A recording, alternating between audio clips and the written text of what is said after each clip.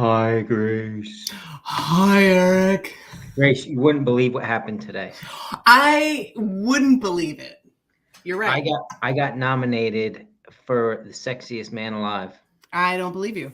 That's true. That's the best I can come up with for April Fools. Ah, Do you have something hidden in this show that you're gonna get me on, or do we not play that? Maybe you'll have to listen and find out. Happy April. Happy April. It's April already. I hope people are getting through their running mullet bingo cards. Yeah. Are you getting through yours? I'm not, but every time I see Chris Young post something about it, I'm like, oh yeah, there's a running mullet bingo thing that we're supposed to be doing. So I have to look at it again. Maybe I'm already bingoed out. I don't know, but I should see what I've done. Mm-hmm. Yep, I've been doing pretty well on mine. There's some of the things on, and I'll have to bump it up in our Facebook group. And I think I posted it on the Instagram, but if I didn't, I'll post it again. So on running mullet bingo, there's crew somebody, pace somebody, do some trail work. Do a night run, tune into a live show.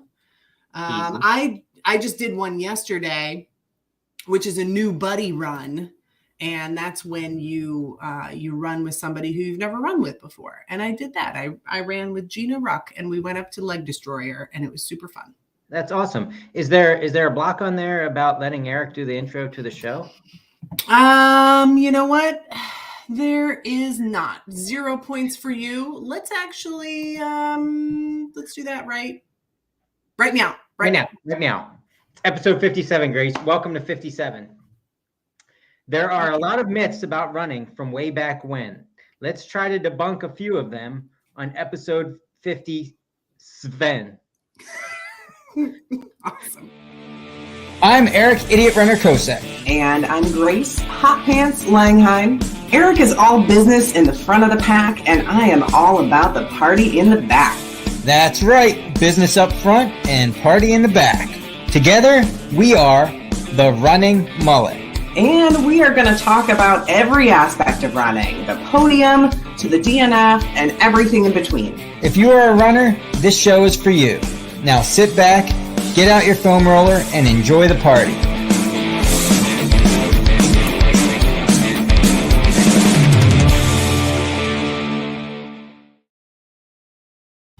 Oh man, let me tell you how over the word 7 I am.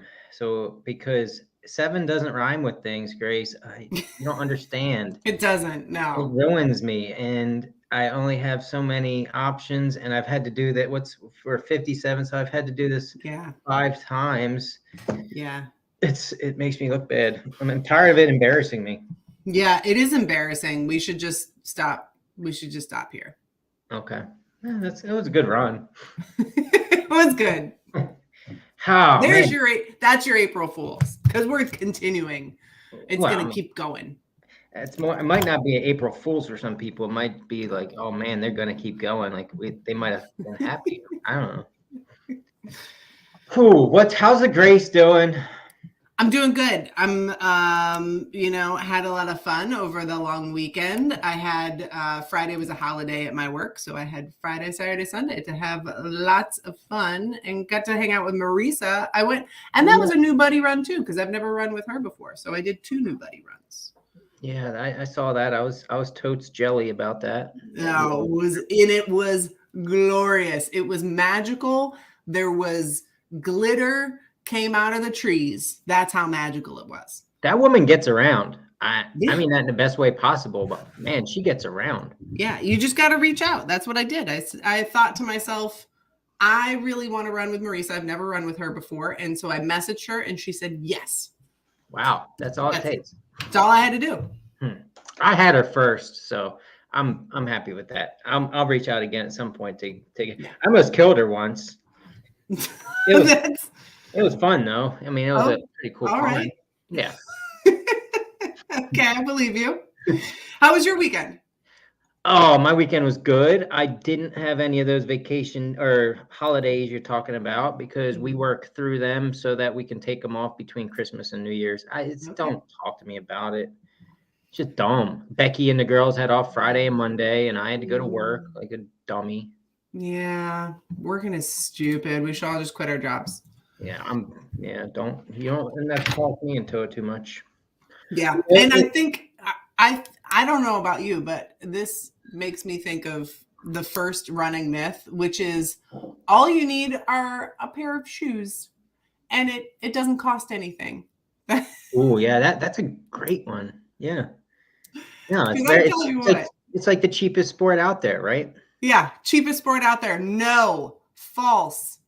I mean, it could be just a pair of shoes, I suppose. Yeah, but I'm looking at a closet right now. The smelly closet of mine is worth like thousands of dollars. Right. Like most people will grab their cat and dog if like there's a fire or something and get the stuff out of the safe.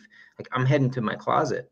Right. Not to stay there. That's not safe. I wouldn't hide in there, but you know what No. I mean? To grab the most expensive shoes and shorts because don't stay in the closet. Come out of the closet, Eric. It's fine. Yeah. And bring all of your shoes with you. Okay. And clothing. Yeah. Yeah, that's a great point. Running, all you need is shoes, and then you just run. You don't need any equipment. Yeah. Running myth number 1, all of my most expensive clothing is running related. Hey, here's a good one, though. One of the most important pieces of clothing that you should be concerned about, and I researched this for this week, is sports bras, because your boobs can get saggy from running. That's not a myth. So you have to wear that. I do believe that. If you didn't wear support, it could happen from running. Yes. Look it up. We're gonna have to fact check that one. I don't know. It might be false, but it was on the interwebs. Yeah, I'm betting that one's false. No, you gotta have this. Yeah, you gotta. Anyway, so yeah, save them. Test it out for me. Let me know how it goes. Okay, and figure eights too. What we can get. That's right. Can't forget the figure 8. Yeah. What else? What other? Go ahead. Well, I mean, that's what we're talking about today. We're talking about today is the. Can I say the S word? Can I say the S word? The sugar show. I mean. Yeah, the sugar show. Yeah, the way we titled it, I think a lot of people might have thought we were talking about poo per se, and we're not. We're talking about the BS that has in the past been put on running as false claims, right? Yeah. Yeah, so, we're talking about all the false stuff when you are around your family or other people who are non-runners and you say that you're a runner, and then all of the stuff that they hear about on the interwebs, all of the myths out there, that's what we're talking about. Yeah, and I'm looking at your face right now. I can tell how bad you want to say that word. So here's what I'm going to do. For anybody that doesn't want to hear a bad word, close your ears for the next 3 seconds. Grayce, close your ears. Say it. We're talking about the shit show. It is the shit show. Okay, back. Their ears are open. We got it in. Got it. Whew, that was perfect. Man, we know what we're doing. We're professionals. That's how you do it. That's how you That's right. Yeah, you put ratings on things. So now we're not rated R. I appreciate it. And it was good teamwork as well. Yeah. So yeah, the idea was to talk about a lot of the ones I was looking at, again, to refresh my memory, or I think a lot of us that are watching, we always say we can't assume people that know things, but a lot of them are by now pretty much common sense things that a lot of the runners already know. I think you found a couple good ones. You might even be able, you might even have a couple that I don't know are false or true. I don't know. Yeah. Like the making your boobs saggy. I don't buy it. You got your homework cut out for you. All right. I will report back. I will have a PowerPoint presentation ready for you. So on your list, this is the sugar show. What kind of sugar did you find it out there? What myths did you find out there? What's your first one? I'll go with one of the most common ones, that it's bad for your heart. And I've heard this before when I was, I think, younger, long before I ran. And it kind of made sense to my young little virgin brain, was that, the basically the faster your heart pumps, or the more it pumps, the less, or you only have so many heartbeats in your lifetime. So when we're running and we're beating at 150 a minute, our life expectancy is just going downhill at the end, right? I mean, that's kind of would make sense if that were the case. Yeah. But I think we know that's not the case. Not the case at all. Running is very good for your heart. And in fact, many runners who run a long time, not necessarily a long time, but very consistently tend to have lower resting heart rates. Yeah. It's proven to improve your cardiovascular health. Correct. And heart disease is the #1 cause of death for adults, at least adult females. I don't know about adult men, but I think it's accurate for men and women. Yeah, I think you're right. I think that's been that way for quite a while. Yeah, heart disease does not get nearly as much attention as things like breast cancer. And, you know, that's also a very serious thing. But heart disease is the #1 killer. Yep. All right. My turn. Yeah, give me a good one. Okay, here's a good one that you have to run the whole time, right? No stopping. You're not 100%. a runner. Yeah, you're not a runner unless you can run the whole time. Yeah, if you run a 5K or a 100-miler, 100% of those steps have to be running steps. Yeah, and I hear this from some runners too. Who is there's this author. Oh man, it's gonna drive me nuts. His name. I'm gonna think of it. But he wrote. Stay with us, Grayce. Thank you. I was looking at my books over in the corner. Library. My library, and it's not there. And he's this great author. He writes about running. The book was What I Think About When I Think About Running. And he had said that he was doing a 50-miler, and you're Googling it. I am Googling it. It's going to be fine. So it's Haruki Murakami. He wrote this great book. I love the book, except for one thing, and that's he signed up. I think it was JFK 50-miler, but it was a 50-miler nonetheless. And he, in his brain, he had said it's not really a 50-mile finish unless he was running the entire time. And so it was the one thing that I didn't like about this book was like, you're still a runner. And this is a guy who primarily did road running and primarily either marathon distance or sub-marathon distance. So not a lot of experience in the ultra running world, where we know that walking is completely acceptable in the world of running. Yeah, but I think that's where it becomes acceptable, is once you step away from the road running a little bit, not step away, but head into the trails and realize that it's a necessity, to where like, okay, I mean, most people that are, you know, and you can walk a marathon. No one's saying you can't. My dog is going crazy because my girls are home. I think it's more frowned upon in road running than it definitely would be in trail running. Would you agree with that? I agree with that. And I'd say it's more frowned upon in road running. And even that is like, man, such BS. Yeah. Because like a good friend of mine, Nora, she's amazing. She does primarily walking, but she does some running, some amount of running, some amount of walking. And she has completed over 100 half marathons. And like, that's super cool for anybody, whether you're walking it or you're running it. I still call her a runner, you know? Sure. Yeah, absolutely. No, that's a good one. Yeah. You don't have to run the whole time. All right. We ready for my next one? Yeah. Wait, let me tell a story about this. I'm not done with this. Okay, go.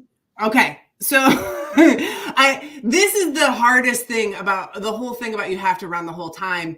I was talking to somebody and I was telling them that I do ultra running, and they looked at my physique, and then there was an assumption there that my physique cannot complete 100 miles, which is understandable, but still, it was a non-runner. And then so their first question was like, you run the whole time? And I said, no, I walk, hike plenty of it too. And they're like, oh, okay. As if it's still not a really difficult thing to do if you're not running the whole time. And I wanted to be like, man. Was there steam coming out of your head? Like there was steam coming out of my head. And I'm like, don't downplay it just because I didn't run the whole time, you know? Yeah. Don't downplay it. It's hard. It is hard whether you're walking it, you're running it, whether you're crawling after you puked. Yeah, with this whole running thing of all distances, one thing I've learned is, and I mean, it's in life too, but in running especially, like you just got to block that out and be super proud of what you can do, whether it is walking a 5K or running a whole 100-miler, because the people that don't know just don't know, and they're not doing it. They're not necessarily doing it to be mean. It's just they don't know. But it's hard. Yeah. I would have backhand like something, took it back. It just gives me a good story to tell, at least, because my running friends will understand. But yeah, you're totally right. I mean, they don't know any better. I probably don't understand their hobbies too. I don't understand pickleball. I don't know that I ever will. So I still have no clue. I know it's big right now, but are there pickles? Are there pickles on the court? If there are, I mean, that actually might get me there, but I doubt it. So, so that's the end of, you know, you don't have to run the whole time to be a runner. And I will say you don't have to use the word jogging if you're not sprinting, right? So all running is running, walking is running, hiking is running. It's all just running. All right. I have a good one that's going to piggyback off of that. You have to run high miles to run ultras. That's the myth. I'm going to point that out right off the bat. Yeah. You don't need to run high miles. Do you need to move and do you need to train and strengthen your muscles? Yeah, but you don't, depending on what your goals are, you certainly, I think everybody listening already knows this, but you don't have to worry about getting 100-mile weeks or 80-mile weeks even to finish an ultra. A lot. It's 99% mental. Yeah. For one, so you have to want to do it and do what you can. Yep, absolutely. And I'm going to tell a story about this myth because I think this myth is dangerous. I belong to one Facebook group, and there were some people in that Facebook group, some women specifically, who were talking about, hey, we're all doing this same 50K, and it was Blues Cruise 50K. Yep. And a lot of people know Blues Cruise 50K. It's in Pennsylvania. It's kind of rolling terrain, not really rocky or rooty. It's got some tiny sections in there of technicality, and the aid stations are really close together. It's great for beginners. So they were talking about doing Blues Cruise 50K as their first 50K. So they were going to create a separate Facebook group for that. And they invited people who had also experienced to learn from those people. So I was like, well, I'll join that group. You know, if people have questions about the course, I've never run that particular race, but I know the course really well. And so I joined this group, and one of the women shares a link, and she says, hey, everybody, I got to share this link. I'm really second guessing whether I should do this 50K. And this guy, and I don't blame the gender, because a woman may have made the same mistake and might have done that in their past too. But this guy writes this blog, and he has a list of all the things that you should be able to do before you set your sights on a 50K. And one of them, he said, you have to be able to run a 10-minute mile for like a half marathon distance or something like that, sub 10-minute mile. You have to have run a marathon before. Like, he listed all of these things, and I was like, man, don't tell people that. One of the things he listed was like a 25-minute 5K or something like that. And I'm like, I've run several 50Ks. I will never be able to run a 25-minute 5K. And the guy who wrote the blog article had only ever run one 50K before. And I just thought it was really bad advice, because you don't have to run a lot of miles and you don't have to run fast miles either to complete an ultra event or other distances. Yeah. And that really bothered me that he did that. And I convinced these women to stay in the race, thankfully, but 4 of them were going to drop out because of that. Right. The only thing I would add in there to side on the other side a little bit of the myth is that, let's just use a 50K, for example. You're running your first ultra and it's 50K distance, in race terms, the lowest mileage. Yeah. It doesn't matter what your speed is, but by doing something of higher mileage before the 50K, it can give you a huge confidence boost. It doesn't mean you have to do 70 miles or 80 miles or 120 miles a week. But all I'm saying is 4 weeks out, per se, before the race, when you properly should be hitting your peak, mileage, you might want to do something over 20 if you have the time. When you go into that 50K, saying, you know what, I know I got 10 more miles in me from what I did a couple weeks ago. That helps more than knowing that, oh crap, I didn't get my 85 miles for 6 weeks straight. That's going to ruin my race. I think the confidence of just completing it is more of a boost than making sure you get the mileage. Because I know for a fact, and you probably do too, I have tracked my weekly mileage in the past, and having a life like everybody else, it gets very draining when you can't. We're not elite athletes, so we don't have the time to run when we want to. We don't have the time to do double runs, get up in the morning, run, take a nice nap with a big breakfast, and run again. Right. And that would make life a lot easier for getting your weekly mileage. But when things come up and that you weren't expecting, at least for me, it started to drain me, because I kept thinking, man, I keep missing my weekly mileage, until I kind of stepped back from it and said, well, I'm just going to do what I can, type of thing, and go from there. Yeah. So. Yeah. And side note, I was just talking to one of my athletes today about this, because I had put a drop back week into their schedule. And really, when you look at the science of it, and we all know what a drop back week is, right? So if you're in a training schedule, you kind of build up and then you'll take a week and drop back. Now, the science of it is there's no definitive research that says a drop back week actually boosts your performance. However, I do put them into many people's schedules, not everybody, but most of them, because mentally you need a drop back. Right. And it's just so helpful for you to regroup and do the laundry and, actually put it away. Because it can be a lot. But yeah, I mean, a training block is a full-time job for many, especially if you're doing it right and your goals are, high and you're shooting for the stars. Yeah. So when we have a full-time job, we all get vacation days, right? And we love to use them. Like you're saying, it's the same thing for running and training. Yeah, exactly. Now, I will say, because the thing that your initial myth is that you have to run tons of miles to finish your desired race. I will also say, just fun fact, if you are an overconfident person, if you're overconfident in your abilities, running your first half marathon 2 weeks before your first ultra is not a great idea and might result in you taking 3 months off of running. Don't ask me how I know. Yeah, I'm sure we both have seen a lot of those types of activities. We are talking about trail runners here and runners. That was me.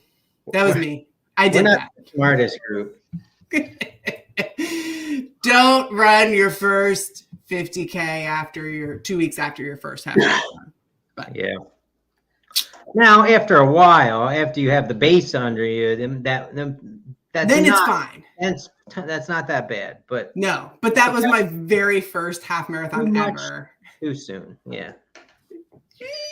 Anywho, next up. Okay. If you run trails, because I want to get away from talking about ultra distance. There's also sub ultra trail runners out there. Let's not get stuck on trails, Grayce. For now, I'm going to talk about trail. Okay. And so here's the myth. If you run trails, you're going to break an ankle. You're going to break your ankle.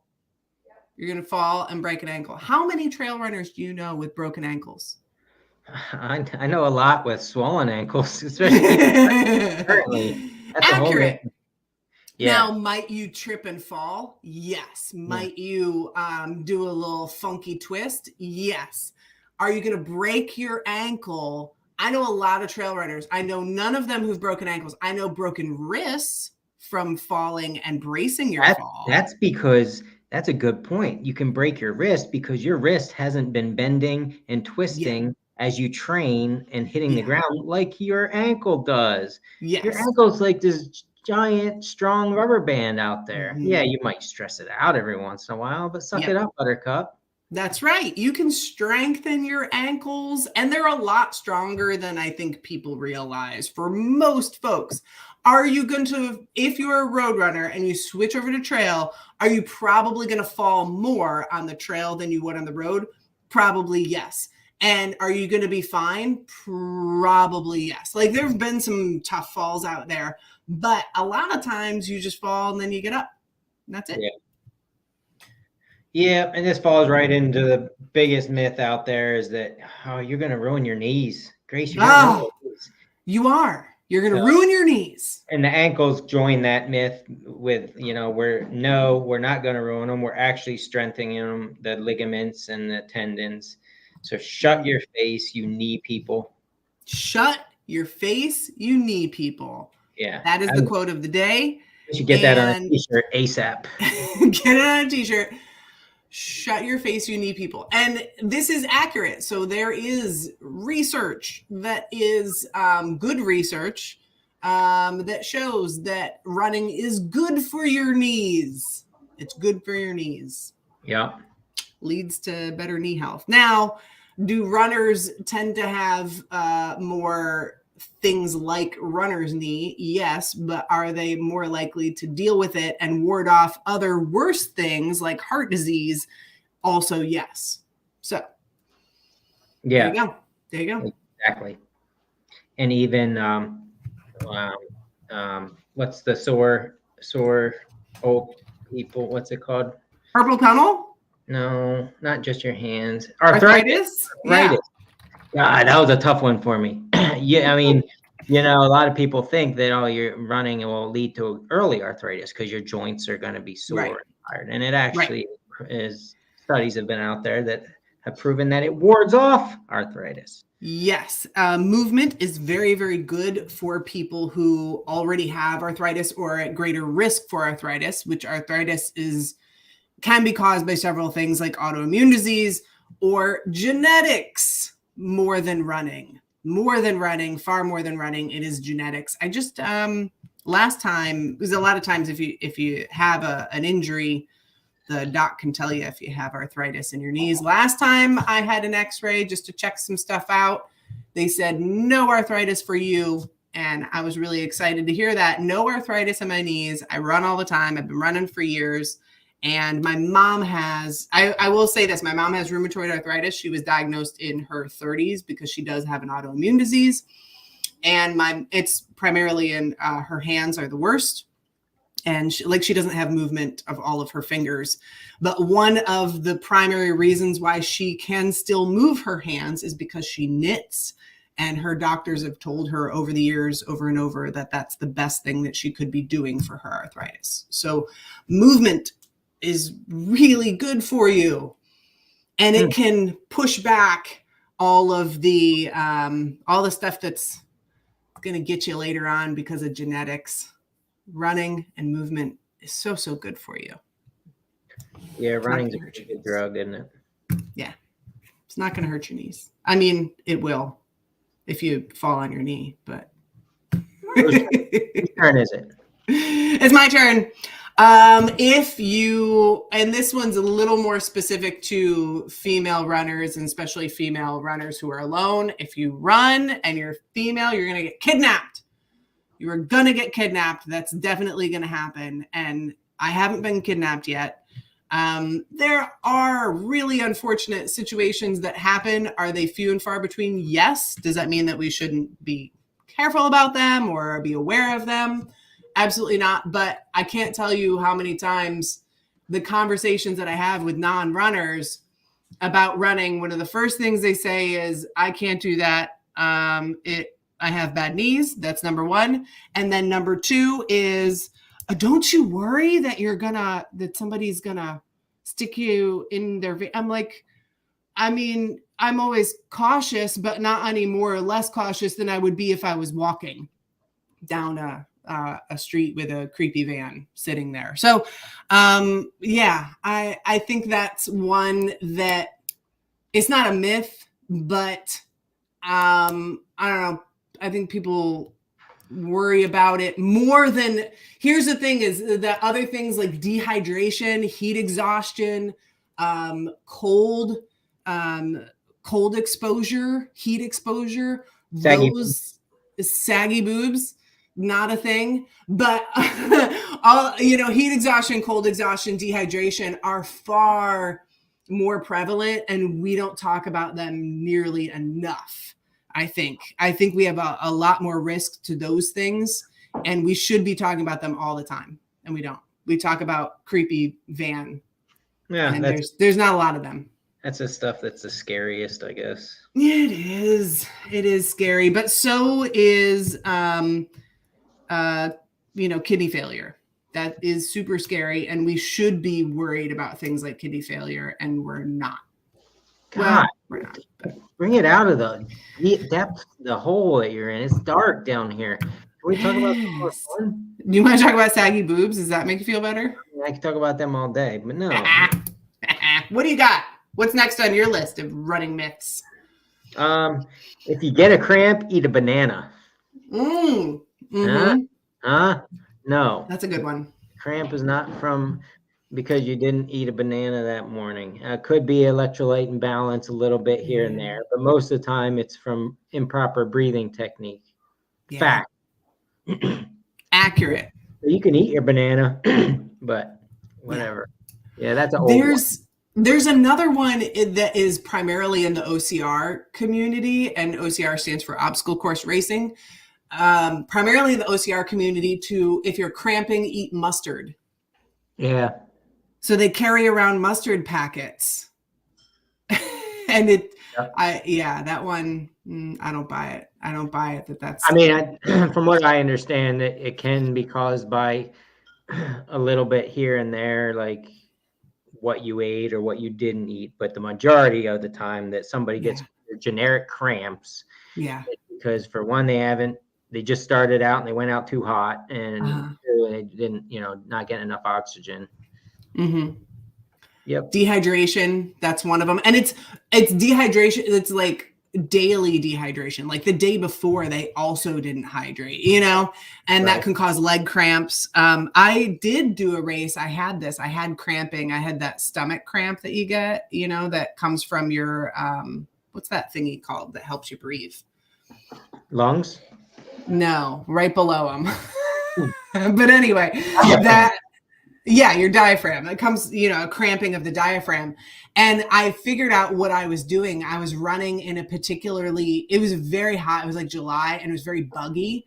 And I was shallow, very, very shallow breaths, because I was trying to not suck in a bunch of gnats. So I was like breathing with my mouth partially closed. And so one of the tricks that I will have when I do get that cramped diaphragm is I'll just slow down for a second and take some really deep breaths. And that can help get rid of it. So yes, a lot of times the diaphragm cramp has to do with shallow breathing. Yeah. Yeah. And the internet said, put your arms over your head, hands over your head, and take breaths to get rid of the cramps. Yeah, that's right.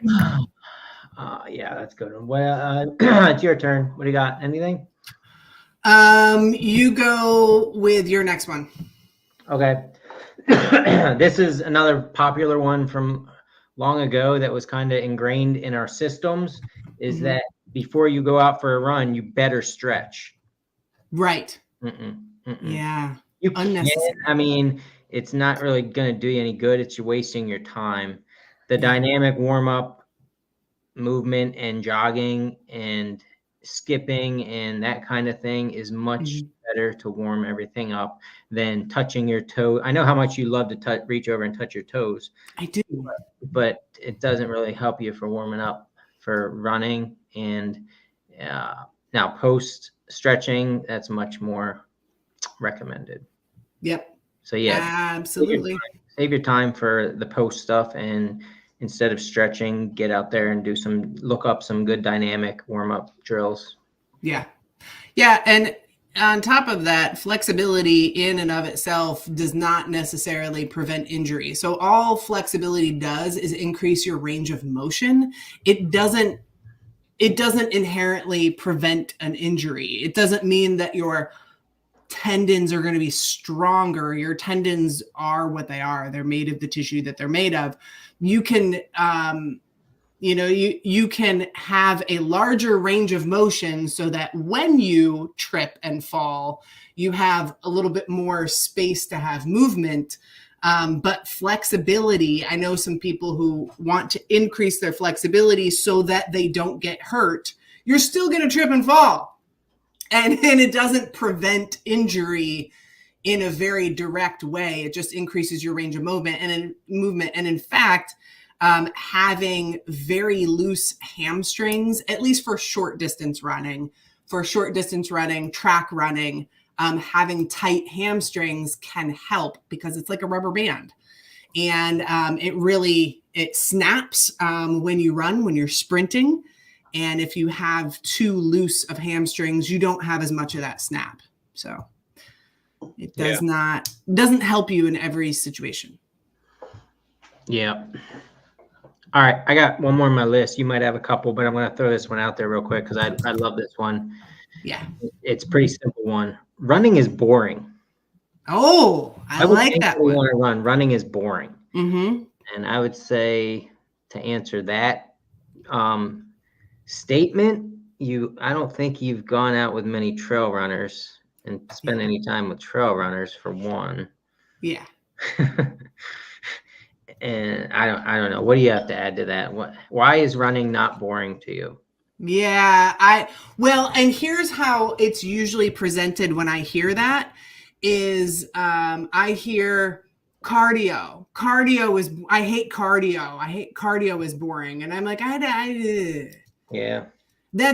I think it comes from a space of the reason to do it is calorie burn. Calorie burn, yeah, like for aesthetics or for weight loss or a combination of the two or something like that.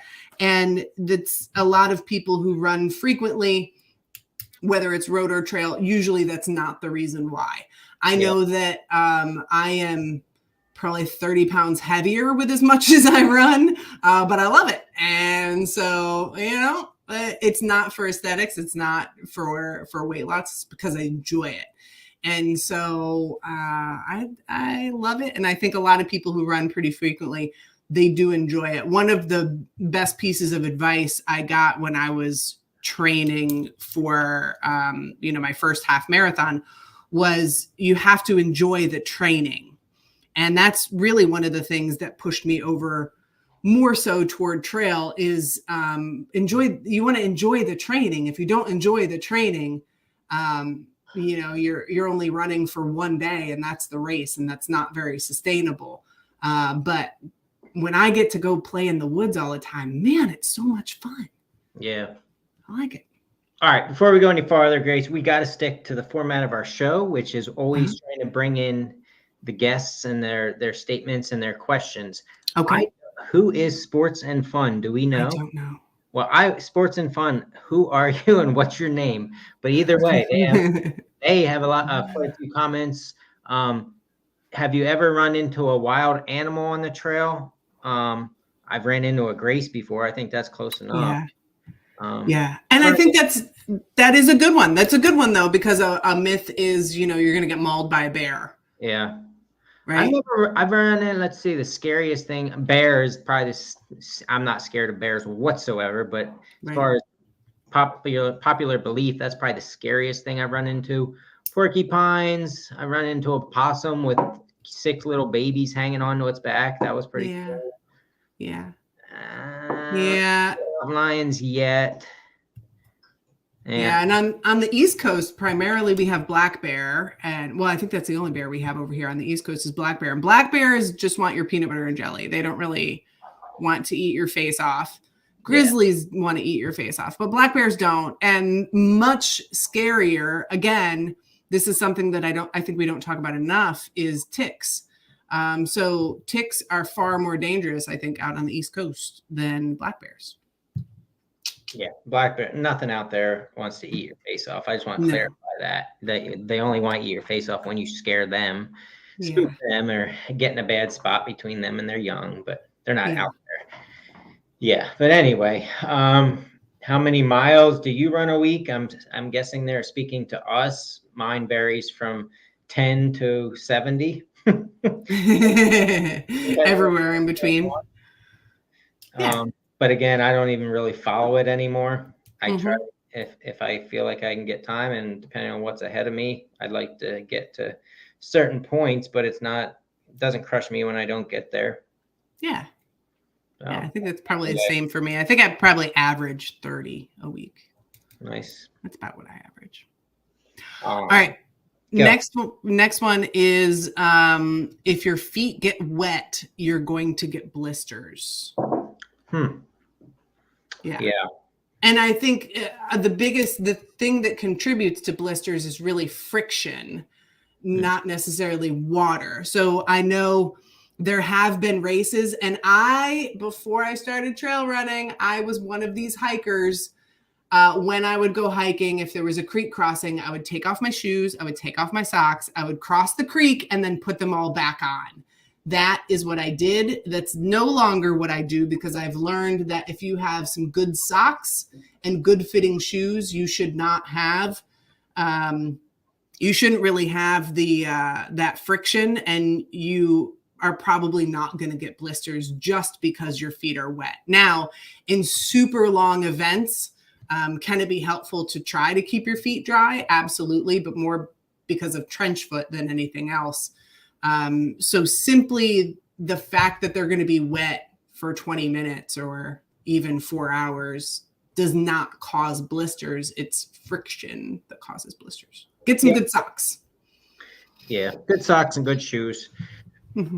Water does change the dynamic of a shoe a little bit, but like you said, if it fits you properly to begin with, and it's a running shoe that drains just a little bit, and shouldn't cause you much pain. Yep. Many blisters. Absolutely. Okay, those are my running myths. That's what I got. I got one more fact. Okay. Did you know that 4 out of 5 runners who wear idiot runner gear when running are cooler than the other runners? I did know that, which is why I have plenty of idiot runner gear. Idiot runner gear and running mullet gear. Yes. Are we working on running mullet gear? Yes, we are. And it's super awesome, and it's not ready yet, but it will be. Soon. I'm pretty excited. Yeah. I'm pretty excited. So what's going on this weekend? What do you got? Oh, Lauren, what do I have this weekend?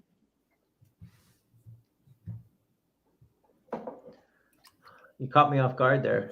Sure. Let's just take a moment of silence while Eric thinks about a few days from now. I am taking all my boxes that are all over my living room and basement full of idiot runner gear. I'm packing them up into my vehicle. I'm driving down the mill hall, and I'm going to set up at the start and finish of Eagleton Trail Challenge. Ooh. And I'm going to have tables. And if people want, you remember what I just said about 4 out of 5 runners, like it's kind of important. We don't care about that 5th runner. I don't even know who they are. The data doesn't support them. So it's important that I get this gear, the sweatpants that I have on currently and stuff like that, to the other 4 runners that are at Eagleton, if that makes sense. Yeah, It does make sense. And what a cool race. Eagleton always has really good swag. I have yet to do that race, but I hear really good stuff about it. So that should be a fun day. Yeah, I mean, I'm excited for it. I don't really get much time to do this. Usually if I'm going to a race, it's to run it or race it or even do an aid station for that matter. So this one is specifically to go down there and hopefully spread the idiot runner cheer. And you're going to have to talk to people. Are you ready for that? Oh, really? I take Becky and Lauren for that. That's fine. Yeah. Okay. So you're not going to have to talk to people. That's good. Yeah. I mean, yeah, I'll do my best. Yeah. You practice your smiling. Ready? There you go. Oh boy. Stop it. You're going to scare away people. So that's what I'm doing Saturday, I believe. Okay. I think it's a pretty cold weekend still up here. What about you? What's on the docket for you? I really haven't decided for this weekend. There's so many fun options. Buckridge Burn is on Sunday. So that's going to be a lot of fun to watch the results for that. I am going over to my friend Sherry's house because she's having a little housewarming and trail run. So that's going to be fun. I haven't really decided other than that. I've been prepping for Candyman 100 and prepping to head out on the Horseshoe Trail soon. So I'm kind of trying to balance that with other things that I want to do because I want to go to Buckridge Burn to hang out with people, but I also know that I have a lot of big stuff that I should be getting ready for. So I haven't decided. Gotcha. Do we know how to talk about the Georgia Death Race at all? Oh yeah, Georgia Death Race was this past weekend, and so I'm wearing my GDR gear to support all of those who made it and didn't make it. It is a tough race.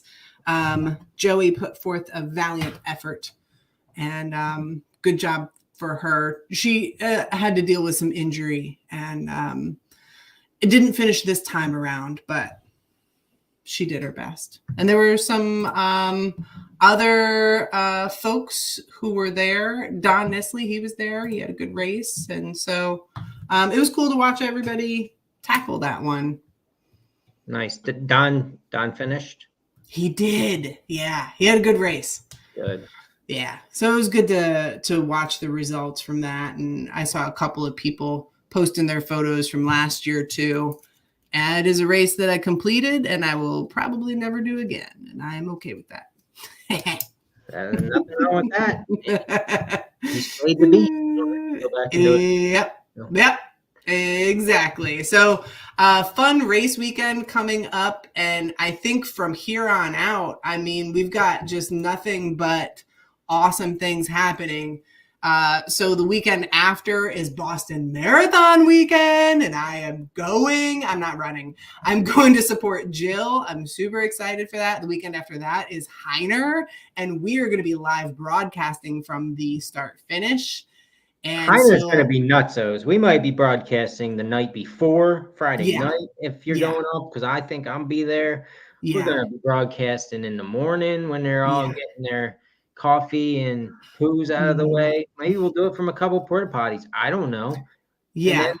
We're not going to do that, but it's going to be nuts. We're going to have, we're hopefully going to figure out having some people out on the course as guests into the show. So, I mean, April is just going to be a fun time to tune in, and I'll be on the Dam Trail race sweeping again the weekend after that. The weekend after that is Canyon Man.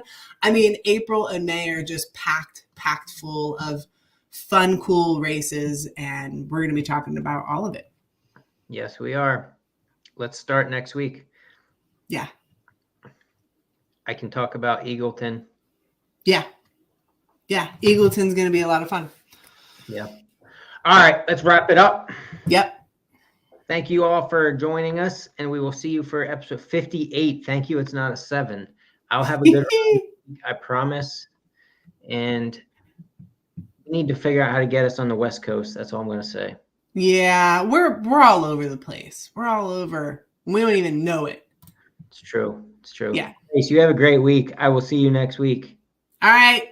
See you next week. Bye.